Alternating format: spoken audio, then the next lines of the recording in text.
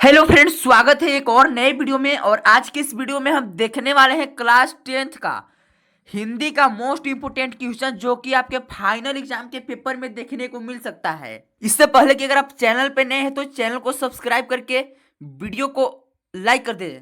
तो चलिए क्वेश्चन की ओर चलते हैं। तो आपका पहला क्वेश्चन है, मन की मन ही माज रही है, यहाँ गोपियों के मन में दबी रहने वाली बात क्या थी? तो इसका जो सही आंसर हो जाएगा ऑप्शन नंबर सी हो जाएगा। श्री कृष्ण से प्रेम और शिकायतें व्यक्त करने की बात यहाँ गोपियों के मन में दबी रहने वाली है दोस्तों। दूसरा क्वेश्चन है दोस्तों, राम लक्ष्मण परशुराम संवाद में परशुराम के किस व्यवहार पर लक्ष्मण ने कोरा घड़ा होने का व्यंग किया है? तो इसका सही आंसर हो जाएगा ऑप्शन नंबर बी, बार बार फरसा दिखाने वाले बात पर परशुराम के व्यवहार पर लक्ष्मण ने कोरा घड़ा होने का व्यंग किया है दोस्तों। और चलते हैं अगले क्वेश्चन की ओर। तो अगला क्वेश्चन है, कवि देव ने झूलना में किसे सुलाया है? इसका सही आंसर हो जाएगा ऑप्शन नंबर ए, बसंत के शिशु को झूलना में सुलाया है। उत्साह कविता में बाल कल्पना के से पाले किसे कहा गया है? तो इसका जो सही आंसर हो जाएगा ऑप्शन नंबर बी, बादलों को बाल कल्पना के से पाले कहा गया है दोस्तों। और चलते हैं अगले क्वेश्चन की ओर। तो अगला क्वेश्चन है, कवि नागा अर्जुन के अनुसार फसल किसके स्पर्श की महिमा है? तो इसका जो सही आंसर हो जाएगा ऑप्शन नंबर डी, मनुष्य के श्रम की। और चलते हैं अगले क्वेश्चन की ओर। तो अगला क्वेश्चन है दोस्तों, संगीतकार द्वारा मुख्य गायक को दिया गया अस्थाई सहारा किस भाव को दर्शाता है? तो सी इसका सही आंसर हो जाएगा दोस्तों, मनुष्यता और सहृदयता को। और चलते हैं अगले क्वेश्चन की ओर। तो अगला क्वेश्चन है, हवलदार साहब को कस्बे के चौराहे पर किस बात की कमी खलती थी? तो इसका जो सही आंसर हो जाएगा ऑप्शन नंबर बी हो जाएगा दोस्तों, नेताजी की मूर्ति पर चश्मे की। यानी कि नेताजी की मूर्ति पर चश्मा नहीं लगा होता था, यह बात हवलदार साहब को खलती थी, यानी कि कंफ्यूजन में रखती थी, या मतलब वो आश्चर्य रहते थे दोस्तों। और अगला क्वेश्चन है दोस्तों, बाल गोविंद भगत सुबह की प्रभातिया किस महीने में गाना शुरू करते थे? बाल गोविंद भगत सुबह की प्रभातिया किस महीने में गाना शुरू करते थे दोस्तों? तो इसका जो सही आंसर हो जाएगा ऑप्शन नंबर सी, कार्तिक महीना में। यानी कि कार्तिक में उन्होंने प्रभातिया गाना शुरू करते थे दोस्तों। अगला क्वेश्चन है दोस्तों, नवाब साहब ने खीरा खाने के बजाय सूंघ कर खिड़की से बाहर क्यों फेंक दिया?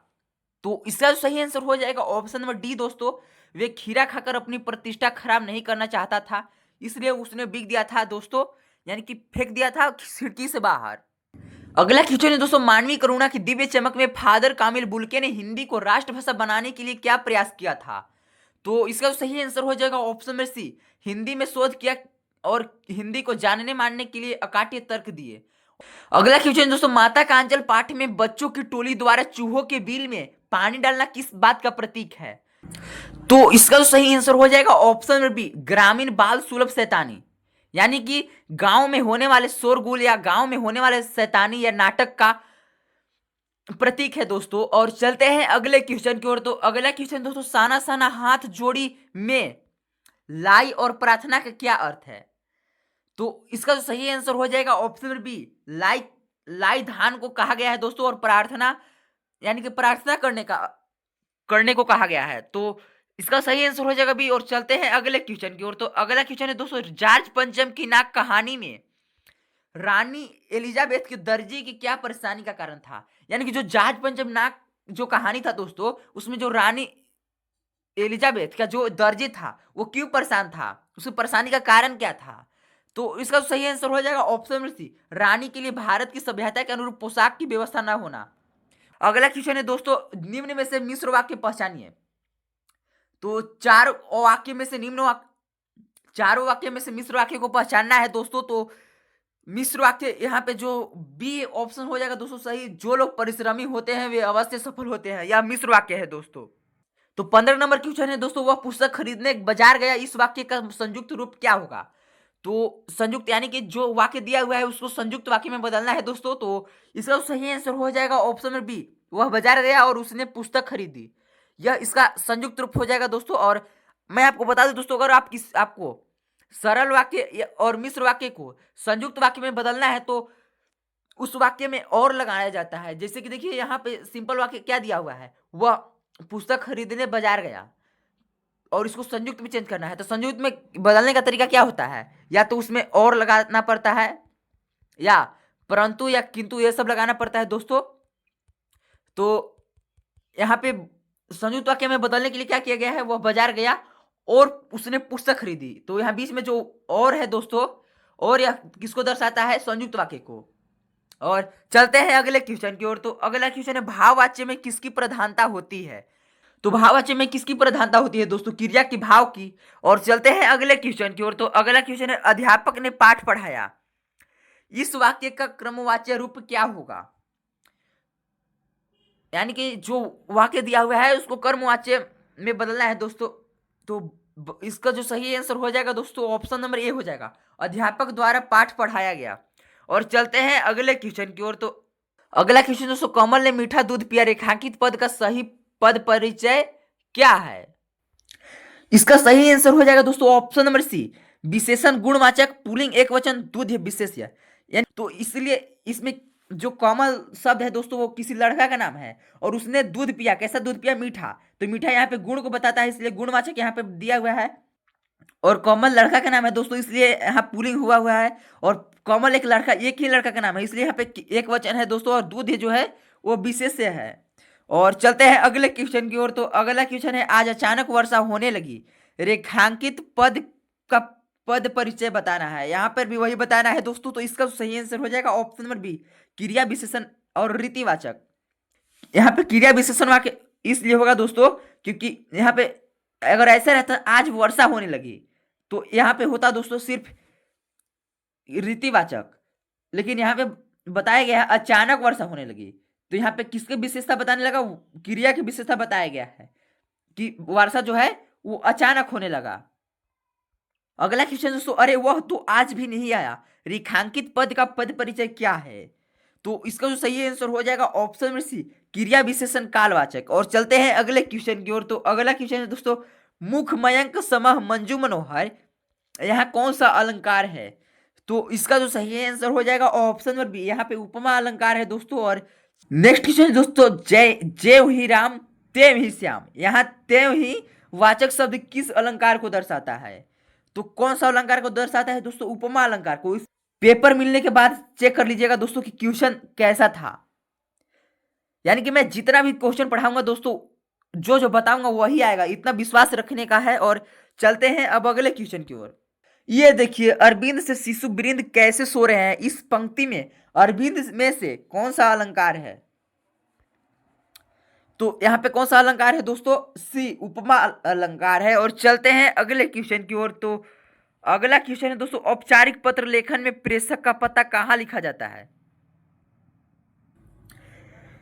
मैं आपको बता दूं दोस्तों कि जो पत्र होता है वो दो तरह के होते हैं, एक होता है औपचारिक और एक होता है अनौपचारिक। तो यहाँ पे आपसे पूछ रहा है दोस्तों कि औपचारिक पत्र में, औपचारिक पत्र लेखन में प्रेषक का पता कहाँ लिखा जाता है, यानी कि भेजने वाला का पता कहाँ लिखा जाता है।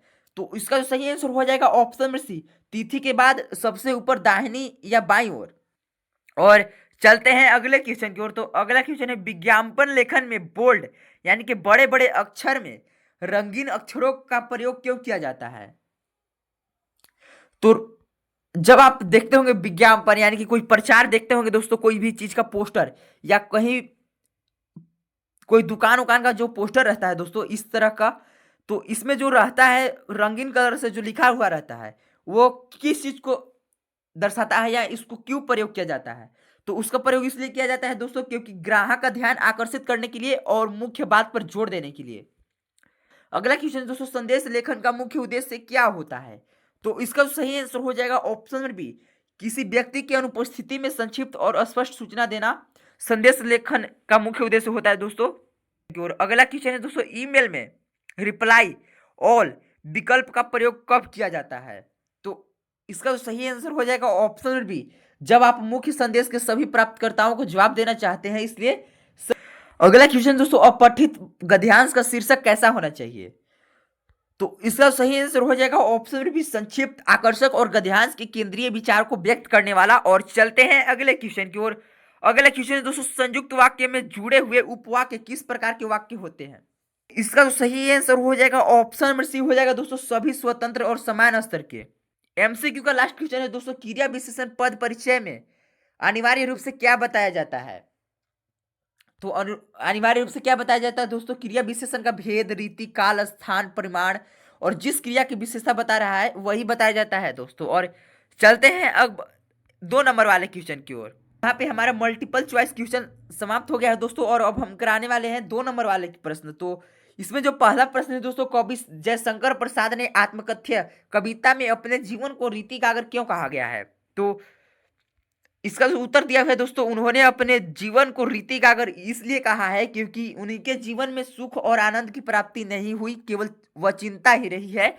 और दूसरा क्वेश्चन है दोस्तों, बाल गोविंद भगत के गीतों के में निहित परमात्मा का क्या स्वरूप था? तो इसका उत्तर दिया हुआ है दोस्तों, उनके गीतों में परमात्मा का स्वरूप निर्गुण कबीर भक्त का था, जो गृहस्थ जीवन में रहते हुए भी सबसे ऊपर था। अगला क्वेश्चन दोस्तों, मानवीय करुणा की दिव्य चमक पाठ में लेखक ने फादर बुल्के के प्रति अपने आत्मीय भाव को कैसे व्यक्त किया है? तो इसका सही आंसर हो जाएगा दोस्तों, दिया हुआ है लेखक ने फादर बुल्के को करुणा की दिव्य चमक कहा है, जिनके स्नेह की हरित छाया में लेखक ने शांति महसूस किया है। और चलते हैं अगले क्वेश्चन की ओर। अगला क्वेश्चन पूछ रहा है दोस्तों आपसे, उपमा और रूपक अलंकार में प्रयुक्त होने वाला सबसे महत्वपूर्ण वाचक शब्द किस अलंकार की पहचान है? यानी कि उपमा और रूपक अलंकार में जो शब्द प्रयुक्त होता है दोस्तों, उसका पहचान क्या है?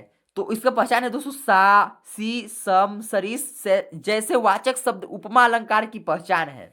और चलते हैं 5वें क्वेश्चन की ओर। तो 5वां क्वेश्चन दिया हुआ है दोस्तों, निम्न कर्तृवाच्य वाक्य को कर्मवाच्य में बदलिए। और यहाँ पे जो वाक्य दिया हुआ है दोस्तों, कमला ने पुस्तक खरीदी, यह कर्तृवाच्य है दोस्तों, इसको कर्मवाच्य में बदलना है। तो कर्मवाच्य में बदलने के बाद इसका हो जाएगा कमला द्वारा पुस्तक खरीदी गई। यह हो गया दोस्तों आपका कर्मवाच्य। और यहाँ पे 2 नंबर वाले क्वेश्चन समाप्त होते हैं, और अब चलते हैं 3 नंबर वाले क्वेश्चन की ओर। तो पहला क्वेश्चन दोस्तों, कवि देव ने झूलना छंद में प्रकृति का मानवीकरण किस प्रकार किया है? तो इसका उत्तर दिया हुआ है दोस्तों, कवि ने बसंत को बालक के रूप में चित्रित किया है, पेड़ की डालियां को पालना, नए पत्तों को बिछाना और हवा के झोंकों को झूलाने वाली दाई के रूप में दर्शाकर प्रकृति का मनमोहक मानवीकरण किया है दोस्तों। और दूसरा क्वेश्चन है दोस्तों, मानवीय करुणा की दिव्य चमक पाठ में लेखक ने फादर बुल्के की उपस्थिति को किस संदर्भ में परिचय देना कहा है? तो इसका उत्तर दिया है दोस्तों, फादर बुल्के की उपस्थिति आत्मीयता और स्नेह से इतनी भरी होती है कि किसी परिचय की आवश्यकता नहीं होती है, उनका होना ही करुणा और वात्सल्य का परिचय होता है। तीसरा क्वेश्चन है दोस्तों, जार्ज पंचम की नाक कहानी के आधार पर स्पष्ट कीजिए कि मूर्तिकार को किन किन लोगों से उम्मीद थी और वे कैसे टूटी?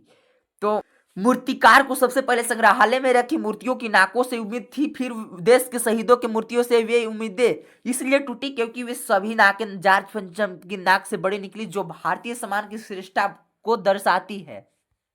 मिश्र वाक्य में प्रधान उपवाक्य और आश्रित उपवाक्य के बीच क्या संबंध होता है? तो इसका उत्तर दिया हुआ है दोस्तों, प्रधान उपवाक्य मुख्य बात कहता है और स्वतंत्र होता है, जबकि आश्रित उपवाक्य प्रधान उपवाक्य की बात को पूरा करने के लिए उस पर निर्भर होता है, जैसे कि और, की, जो, जब, यदि, ये सब योजक शब्द से जुड़ा होता है दोस्तों। और चलते हैं अगले क्वेश्चन की ओर। अगला क्वेश्चन दोस्तों, विज्ञापन लेखन में आकर्षक शीर्षक की क्या भूमिका होती है? उत्तर दिया हुआ है दोस्तों, आकर्षक शीर्षक की भूमिका तुरंत पाठक का ध्यान खींचना और उसे विज्ञापन के मुख्य संदेश से जोड़ना है, ताकि वह आगे की जानकारी पढ़ने के लिए उत्सुक हो। तो ये रहा आज का वीडियो दोस्तों, और अगर आप अभी तक चैनल को सब्सक्राइब नहीं किए हैं तो चैनल को सब्सक्राइब करके वीडियो को लाइक कर दे दोस्तों। डिस्क्रिप्शन में व्हाट्सएप चैनल प्लस में टेलीग्राम चैनल दोनों का लिंक दिया हुआ है दोस्तों, वहीं पे इस पीडीएफ को भेज दिया जाता है। तो ये रहा आज का वीडियो दोस्तों, और मिलते हैं नेक्स्ट वीडियो में, तब तक के लिए जय हिंद।